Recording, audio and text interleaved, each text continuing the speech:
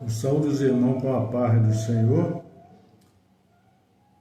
No livro de Atos dos Apóstolos, no capítulo 10, fala do centurião Cornélio. O centurião era um comandante de 100 homens, era chamado centurião. Esse centurião Cornélio, ele era um gentio. Gentio são todos os povos que não são judeus ou israelitas. E então nós vemos aqui que ele era um homem piedoso, aqui no capítulo 10 de Atos dos Apóstolos. E havia em Cesareia um varão por nome Cornélio, centurião da corte chamada Italiana, piedoso e temente a Deus, com toda a sua casa, o qual fazia muitas esmolas ao povo, e de contínuo orava a Deus. Este, quase a hora nona do dia, viu claramente numa visão um anjo de Deus que se dirigia para ele e dizia: Cornélio. Este, fixando os olhos nele, muito atemorizado, disse: Que é, Senhor? E o anjo lhe disse: As tuas orações e as tuas esmolas têm subido para a memória diante de Deus. Agora, pois, envia homens a Jope e manda chamar a Simão, que tem por sobrenome Pedro. E tal, este está com certo Simão Curtidor, que tem sua casa junto ao mar. Então nós vamos ver aqui, Deus falou com Cornélio no momento que ele estava orando. E Pedro, nesse momento, também estava orando. E aí diz aqui, já no versículo 9, e no dia seguinte, indo eles seu caminho, aí estando já perto da cidade, quer dizer, Cornélio mandou dois criados dele ir lá buscar Pedro, porque Deus mandou ele buscar Pedro. E no outro dia, quando eles chegaram lá, Pedro também estava orando, porque ele orava sempre aquele horário. Então Pedro estava no terraço e, tendo fome, quis comer. E enquanto não preparava, ele teve um arrebatamento de sentido e Deus mostrou a ele uma grande visão. Todos os animais que ele considerava imundo perante a lei, Deus disse para ele matar e comer, mas aí ele disse: nunca vou comer coisa imunda, nunca comi.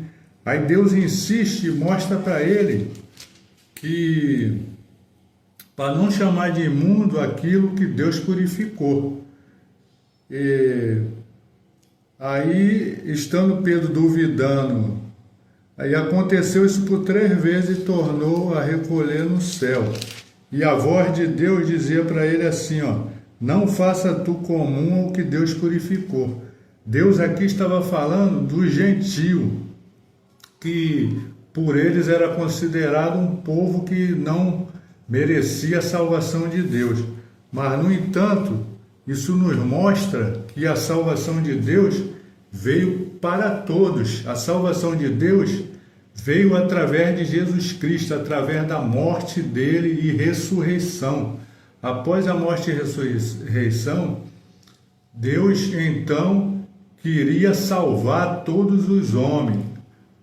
Se nós continuarmos lendo aqui o capítulo 10, vamos ver que Pedro entendeu isso, que o que ele considerava imundo, no caso o gentio, que não era coisa que era para ele se envolver, ele viu que Deus purificou. Então Deus manda que ele vai lá falar com Cornélio, e então ele prega para o Cornélio sobre Jesus Cristo. E por outro lado, nós temos 2 ensinamentos aqui. Um nos ensina que a salvação de Deus através de Jesus Cristo veio para todos os povos, porque mandou Pedro falar da salvação com Cornélio. Cornélio era um homem piedoso, quer dizer, era um homem também que acreditava em Deus, que só fazia o bem. Mas ele, mesmo sendo bom, ele precisava também de Jesus Cristo. E hoje não é diferente.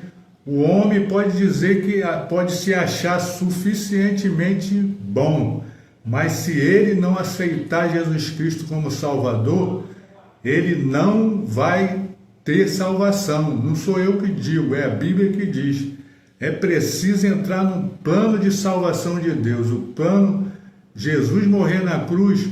Até quando Jesus morreu na cruz, tinha-se o costume de imolar um cordeiro, e através do derramamento do sangue do cordeiro, a pessoa que levou o cordeiro para o sacerdote, ela era perdoada dos seus pecados. Era um costume antigo e foi ditado regras para isso no tabernáculo de Deus. Foi dito isso por Deus.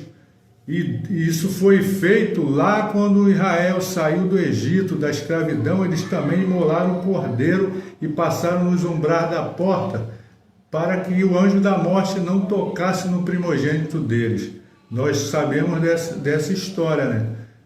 Das 10 pragas e da morte dos primogênitos. Então ali já era o sangue do cordeiro.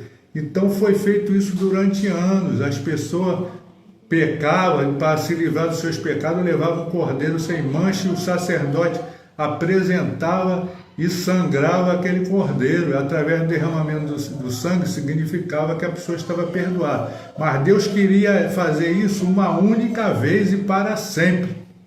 Por isso ele enviou Jesus Cristo. E Jesus Cristo, após derramar seu sangue na cruz, se tornou o nosso cordeiro. Nós podemos ver que a Bíblia toda diz que ele é o nosso cordeiro. Abraão já falou que Deus falou lá para o filho dele, para Isaac, quando Isaac o rebateu, porque tinha lenha, tinha fogo, e onde estava o cordeiro, ele diz: o cordeiro Deus tomará para si. O cordeiro, quer dizer, Abraão quis dizer que o cordeiro Deus ia providenciar. Quando Jesus chega para se batizar com João, no começo dos evangelhos, a mesma coisa.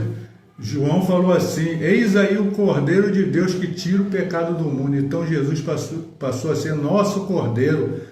O seu sangue foi derramado para que através disso nós pudéssemos alcançar perdão dos nossos pecados.